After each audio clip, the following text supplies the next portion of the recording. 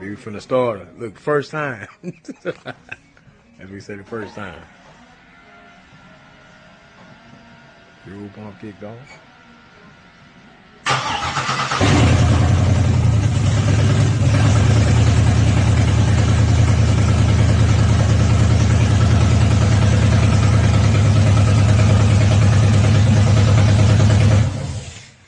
Well, we know she'll run. Yes, sir.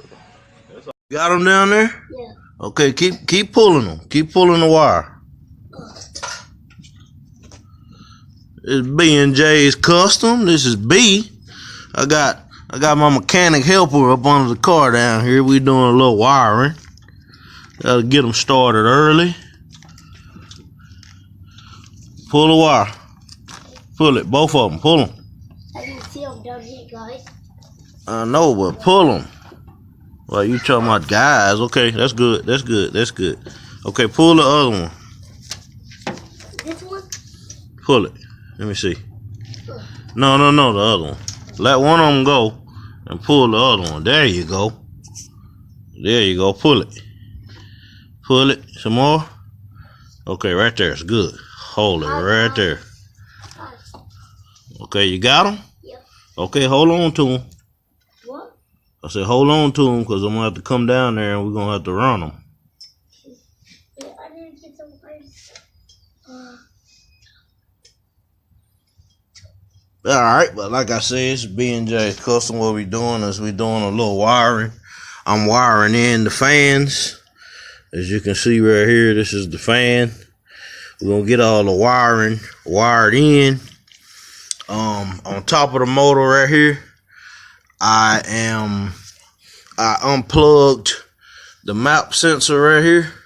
And what I'm going to do is, here's the plug for it, and it's way over here towards the back. What I'm actually going to do is I'm going to cut this connector about right here, and then I'm going to rerun the wire all the way around the back of the engine and down by the fuel rail over here, and then back up to the map sensor. So I'm actually going to be adding some feet to this wire to run it around the back of the engine, because what you want is, when you look at the top of the engine, you want a clean look at the top of the engine. Even though he gonna have Corvette covers right here, you still want to have a clean look on top of the engine in case he doesn't have the Corvette cover on top of there.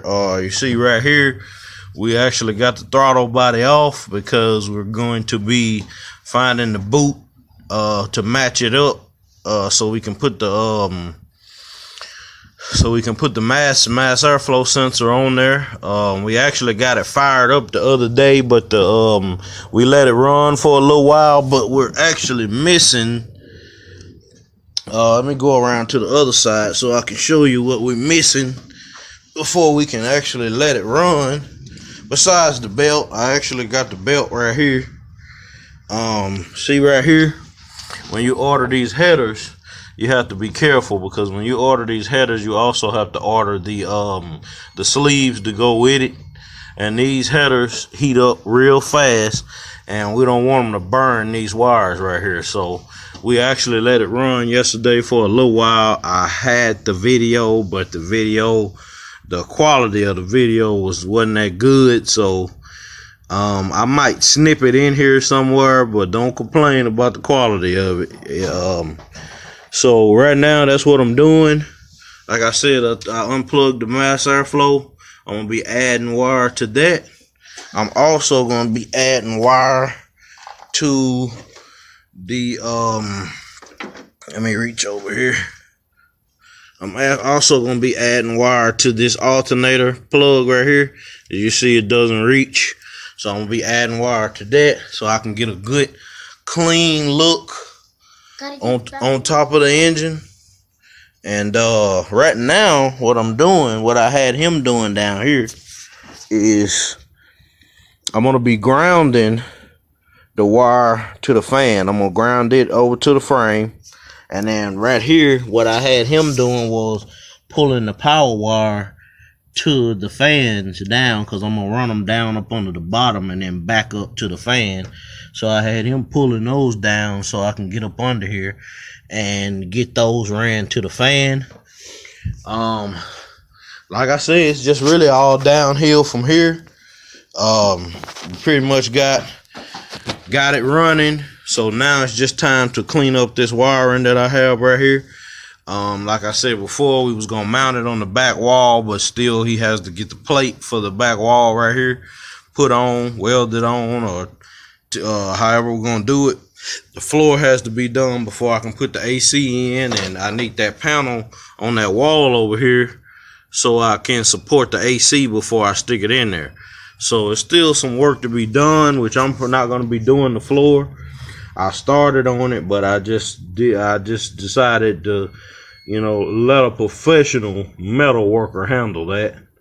I hate for a customer to come back and complain about, wet carpet, or because it wasn't sealed all the way right or whatever. So, a lot of times you have to kind of, if that's not your area, don't step in it. Let whoever the professional is that deals with welding and metal work. I can weld thick metal, but skinny metal is not for everybody. So, what I'm trying to do is, for right now, I want to take this computer and I want to build the plate or get another bracket from another vehicle and set it right here, and that way it's plugged in. And then I have another little old fuse box, a little fuse panel that I'm going to be using in the place of this one right here. I just didn't like this setup right here. I didn't like how it was going to have to be ran. I just didn't like it. So what I'm going to end up doing is I went to Smiley's. A lot of y'all that's from the Dallas area know Smiley's. There's their number. They're over there in Mesquite. Off of Military, I think. Oh yeah, I'm pretty sure it's Military. I can't think of the address right now, but look them up. It's Smiley's Racing Products. But I picked this piece up from Smiley's right here for about $13, and you can see I'm missing a fuse right there, and the 4 holes in the middle are a place where you can mount it. This is actually a better setup right here. What this does is this allows fuses on each one of the parts that I need to use, which I'm gonna be putting a fuse here. The pack only came with 5, so I have another one I'm gonna put in there. So what I ended up doing was, basically how this works is, I'm gonna kind of set this down right here and explain to you how this works. You have a post right here, and what you do is you take pretty much this wire, one wire right here that I had running into all of these to get everything to work, and everything was ran on here except for the fuel pump, and I want the fuel pump on the fuse. That's always just safe measures to do. But instead of having this like this one wire running to the 12 volt on the key to all of these wires here, what I'm gonna have is I'm gonna take this wire here and I'm gonna put this wire on this post. And what that's gonna do is when he turns the key on, when he turns on the key, it's gonna put 12 volts right here, which is gonna put it here, here, here, here, and here, and here. And what's going to happen is when you put the fuse in there, the fuse connects the link, and then it allows the 12 volts to flow through here to this piece. So instead of running them all into one like I have here, I want to be running the 12 volt on the key here, and then it's going to go through the fuse. And if there's a problem with that component, then it'll pop that fuse and it'll kill the power to that component. So I'm going to be doing that, and then I'll have, just like this piece is here, I'm going to just run the wire in there to this, and then you'll have power on each component, which I have some 25 amps in here right now. If it'll focus on there, I believe the light is just too bright for it, but I have some 25 amp fuses on there. But this is $13 at Smiley's Racing. This is a nice little old product to make everything look a little cleaner. I was thinking about possibly mounting it here, because the box, the computer, I want to set it right here, and then I just have this box here, and just run the wires from the computer to here over to the 12 volt inside to the car. So right now that's what I'm doing. I'll probably give y'all an update on that later. I don't know if I'm gonna run that tonight. See, I got my assistant, my helper right here. He